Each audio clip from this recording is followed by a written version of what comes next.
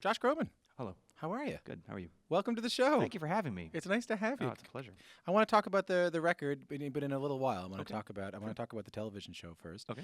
And I don't like all this press about how it's such a new thing to see you on TV because you were in The Office. Sure. Well, that's true. That kind of press is both fair and unfair. It is my first lead in a television program, so I don't take that responsibility lightly, and was an incredible opportunity, something that really kind of fell into my lap by the creator and writer of the show, Andy Breckman. But you're right. I have done cameos. I've dabbled. You're just dealing with an office. Our office is a deep Office fandom. So we were all very excited. Well, the fandom runs deep for me too. Yeah. And the episode that I was able to do of The Office was called The Garden Party. You were Andy's brother. Where I was Andy's brother, but the nice thing about that scene was my first day on set was that the entire cast, save for Steve Carroll. Carell. Steve Carell. Yeah. Steve Carell's my uncle. It's almost Christmas time. I've got the Carols in my mind. Yeah, Steve Carell was not in this season, unfortunately, but yeah, everybody was there though. The whole cast was there, and just so fun to just riff with everybody. And they were sort of goading you to be on the show. They were seeking after you. Is this right? Well, to be on what the happened show? was Mindy Kaling sent me a DM on Twitter. I was on tour, Slid. and she slid in, and I was. She said, "Hey, it's Mindy. We're shooting The Office. We got a part that we think would be really fun for you. Are you going to be in LA?" And turns out I was just playing. I just played Staples Center the night before, and she said, "What are you doing tomorrow? Can you make it at 5 a.m.?" And I read the part. And I said, "Yes, I'm in." So just basically on my one day off between gigs, I went out there and did it. So there's a connection to be made here because in the new show, Andy Breckman, the guy who created Monk, Yes, he wrote this part with you in mind, right? he did. Yeah. I didn't know this show was being made. I'm not privy to all the shows that are in the pipeline over at any of the networks. And I woke up one morning fully expecting to just think about the album for the next many months. And I got this letter from Andy saying, "Look, I don't do things the normal way. I've been thinking of you for this. You're at the top of my list. Would you mind if I took you out for pancakes and talked to you about what what my vision is for The Good Cop and what we're doing?" Did he say why you? Well, he wasn't really clear about it, except that he just got a vibe that he felt would be right. He saw me on Colbert or something, and he's seen some of the acting stuff that I'd done in the past, and he just thought like there was an interesting enough juxtaposition to what he knew Tony Danza's character would be. Tony Danza, plays your father. Plays my father, yeah. And so he just kind of wanted to see our dynamic together. So he said, "Let's all go out for lunch. Let's go out for dinner." We did both, and he's like, "This is my show." When he saw the two of us bantering together over a glass of wine, he's like, "This is exactly what I want from TJ and Tony Sr." So, so the next thing I knew, I was flying to New York and saying to my producers of the music, just I'm gonna take a time out. I could use the recharge anyway. I was going really full blast in the studio for a couple months after I'd come off Broadway, and I felt like two things. One, to have a door like that open where I could try something new, to go from an acting realm, from playing angry, drunken, overweight Russian dude in Great Comet of 1812 to now playing like Goody Two Shoes New York homicide detective. It's like it's the kind of 180 that most daytime job actors don't get a lot. And But there is something funny about that, though. I mean, the idea that the role he would have in mind for you and only you would be someone who is obsessed with playing by the rules. TJ is the character is like he doesn't pee in the shower. Right. He doesn't drink. Yeah. He won't drive through intersections at broken stoplights. Right. Yeah. Like, is that relatable to you? Not really. I mean, I guess to a certain degree, like my image hasn't been the edgiest, So No. I think it's true. Don't let the leather jacket fool you. It's true. So I don't know. I think it was a combination of that, but then again, he also saw me in Great Comet, so he saw me like being angry and depressive and being the opposite of that too. So I don't know. I think he saw kind of my timing in my comedy stuff in the past and felt like the dryness of that would lend itself well to the dryness of the way he wanted to write our conversational stuff. But no, look, I have major imposter syndrome. Nobody was more surprised about the job offer than me, and so I went into it with skepticism because I thought surely there was a catch. Right. That's the classic imposter syndrome. Oh yeah, like- what's wrong? What's wrong? Yeah. Sometimes I think with this show, I'm thinking they're like, well, they must think it's not going to last very long. Right. You know what I mean? Yeah, like, sure. Give me a couple of years on the way out. Yeah, You know? exactly, Yeah. exactly. So, so I just dove headfirst into it. But the first day on set was just such a revelation. Just finally working with Tony and working with him on a script, on a lines and script capacity was just so great. We fit into our spots so easily. The scene in The Good Cop that was our first scene that we ever shot is midway through the first episode, or kind of towards the beginning of the first episode. We're in a kitchen, and he's getting mad at me for, being upset with him for stealing sugar packets. And that was our first day ever on set. And I just remember thinking at the end of that scene, like, okay, like I know what this is, and I know who we are, and this is going to be a lot of fun. I want to talk a little bit more about playing against type, because Sure. I think Tony Danza might do that too. I see him as sort of a bumbling, good-hearted guy in Who's the Boss, as a talk show host, as a tap dancer for a while. Great tap dancer too. Great tap dancer. Excellent soft shoe. Tried to teach me backstage to no avail. It's not easy. No, it's not. Not that I can do it. Not that I say that as like, it's not easy. It's not. Sometimes if I'm nervous, I'll just kind of like soft shoe around the house. But like, if you tell me like left, right, left, no, it's impossible. It's just not going to happen. No. But that must be. I mean, it's also playing against type for him too, because in this he's kind of as much as it's a fun show. It's a buddy cop show, kind of like the old buddy cop shows, Days of Yore. Yep. Everything wraps up at the end of each episode. Nice little bow. It's a nice little bow in each one. But he's playing not the bad guy, but a broken guy here. Yeah. He is playing somebody who, obviously holds his family first and loves his son. And both he and TJ, my character, both loved my mother and his wife, who was killed in a hit and run. And so there is that family bond and heart that keeps us together, but he kind of lived by his own rules. He was talented as a detective, but, he had some shady business on the side and kind of got to know the bad guys a little too well, and was not a great cop morally, Did he talk to you about that, how that's not a role we typically see him in? Well, we didn't talk about that specifically, but his character is based on a real person. His character is based on an actual NYPD detective who went to prison for corruption charges, but I do know that he had fun playing against like everybody's favorite nice guy kind of person. But the fact that he has such a charisma to him already as an actor and as a human being means that he could play a naughty cop, as he says it. And still people will like him. There's a likability to him anyway. I think there's an easy question about your own following rules in this. We kind of talked about it earlier, following rules in this show, and then your actual life. And again, you said my career doesn't have a whole lot of edge to it. We kind of laughed about it. But I'm less curious about the public perception of you, but more like how the public perception of you affects you. Because I know you've said that earlier in your career there was sort of a protectiveness around your image.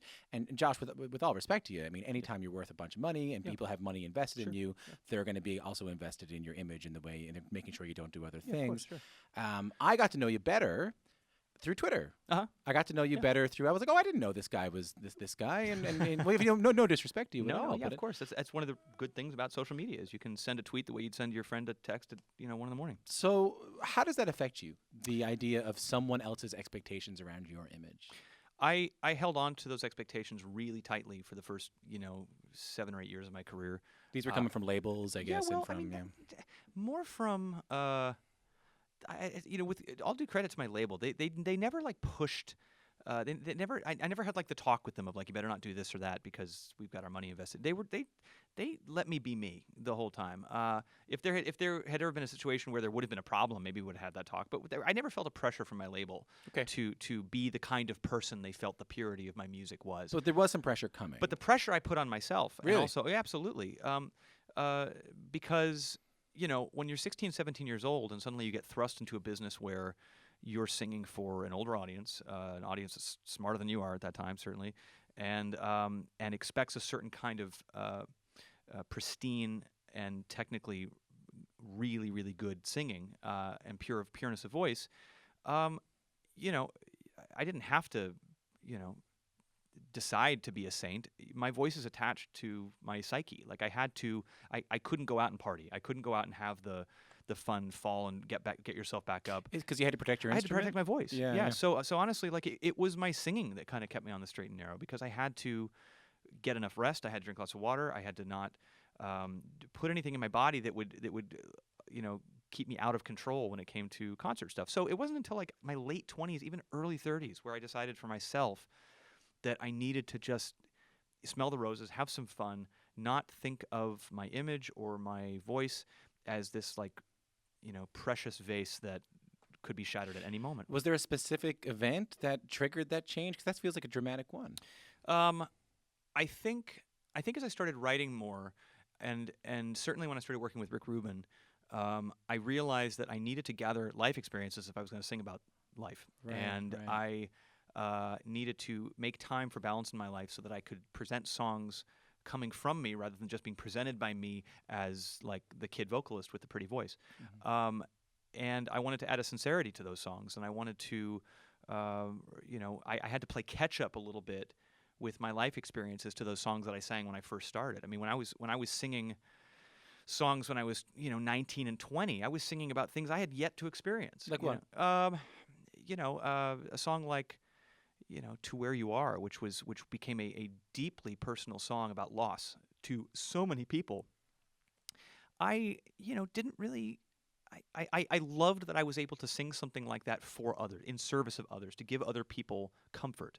But it wasn't until I wound up dealing with my own personal losses in the next few years that I started actually singing it and thinking of those people. I was young enough that I was still lucky that I had so many of my family and friends still around me. And some of the songs, early on, you sing a song like "Broken Vow" when you're 21 years old. Well, I didn't know what it meant to deal with somebody breaking your heart like that. The song is about marriage. I'd never been married. So it's at that time I was singing.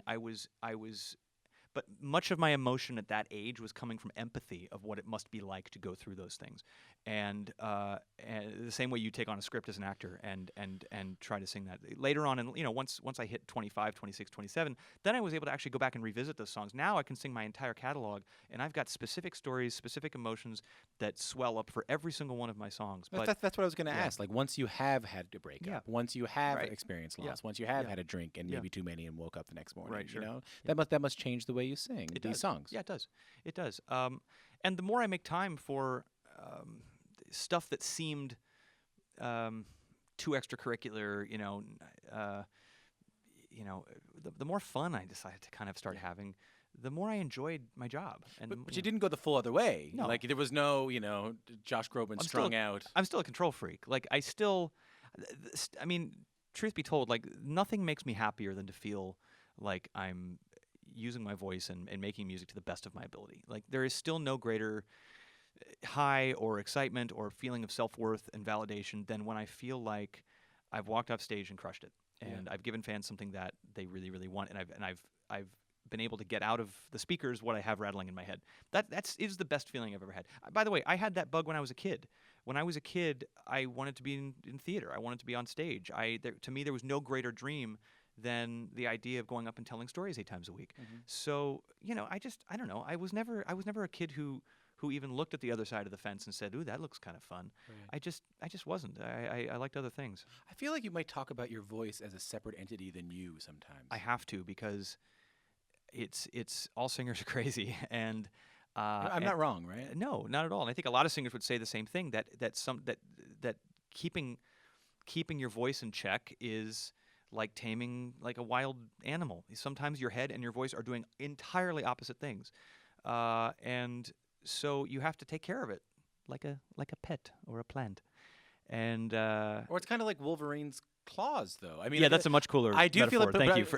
but I do feel like the way you talk about it is a little bit of Yeah. And again, this is maybe just armchair psychology Sure. on my part. I don't know anything. No, you're right.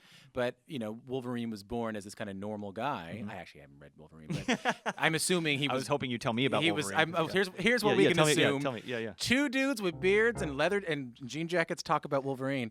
I assume he's a normal guy. Andrew, am I right about this? He's like a normal guy who was born. Okay, whatever. Let's but assume a lot of the X-Men are a lot of the superhero universe people are like your average Joe, right, who wake up and have this power. But it sounds like I'm Josh Groban, dude, friend, Twitterer, jokey guy. Yes. And then somewhere implanted in me, otherworldly was this voice that seems outside of me. And a musicality that seemed totally separate from anything that I knew from anything else. I was doing terribly in school, but music was a great language for me. Right. I would have a terrible time, and I would come home and I'd play the piano, and I would it was therapy for me. So yeah, that I guess music and singing was my superhero power. I didn't ask for it, but I'm glad that I have it. Are there any songs that are too meaningful, too sacred, or too well done originally that you won't take on? Probably. There are songs that are legendary songs that I'm maybe too intimidated to try. But I think that for a song like that, I've sung some pretty heady legendary songs in my career, and every time that I decide that I'm going to tackle one, I go through a mental maze of wondering why and if and what the reason would be for doing it, because to your point, what's the reason for adding another version of this if there's one out there that I can already listen to? Mm-hmm. And not to say that this wasn't beautiful, and it was. Like, I'm happy you did it. I don't mean to say that. Yeah. No, it's you're right. It's a conversation I have with myself, and I feel like certain songs like that song and other songs, they're gifts that are meant to be, they're meant to be resung and reinterpreted and regiven, and some songs I don't feel are right for my voice. Some songs I just don't feel are right for me. And also the unsung heroes are the arrangers, the orchestrators. Sometimes as a vocalist, I'm just doing it like a ditty on the piano, but the track on the album is arranged by an amazing guy named Bernie Herms, and he presented me with an idea for the track, and it gives you confidence as a singer to say, "Oh, that's different. Yeah, that's beautiful." And then you say, "Okay, let's try and tackle this." I felt the same way about the musical theater record I did. These are songs that I've loved since I was a kid. What can I add to them? And then you hear the arrangement and you go, "Oh yeah, I can sink my teeth into that." Any you were scared of? Are there songs that you were scared to record? I was scared to record on the musical theater album. Either anything in general. I Believe When I Fall in Love, the Stevie Wonder song, just because it's both because it's Stevie and also because there are a lot of high evals, so just treacherous. He just eats those for breakfast. Those, and I was just like, come on, go, Josh, yes, I believe when I fall. So that took some tight pants to record that one. But a song like on my Stages album, I did Bring Him Home, which is this beautiful high song that's very, very emotional. And I've always gotten such an emotional reaction in listening to people like Colm Wilkinson and some of those great actors sing that song. It's also like 3 notes above where I normally sing. It's a very, very high song. And so Bernie, the producer of that song as well, just said, "You know what, let's not get schmancy with it. Let's not get the big orchestration." I'd done a long day of singing in the studio already. He's like, "I'm going to sit down at the piano. Just give it a whirl." Mm-hmm. And I said, "Okay." I mean, my defenses were down. I was exhausted. I was ready for dinner and a glass of wine. And we did it. And he's like, "That's it. I think that's our track." And it was like, that's what made the album. So that happens, hey? Sometimes that happens. Sometimes that happens. And a good producer, whether it's Bernie or David Foster or Rick Rubin or whoever it is, will also be able to read the room of the psyche of the artist they're working with. And I was lucky that he knew that I was in a place that could do it, even if I didn't think I could. Josh, nice talking to you. Great talking to you too. Thanks for having me.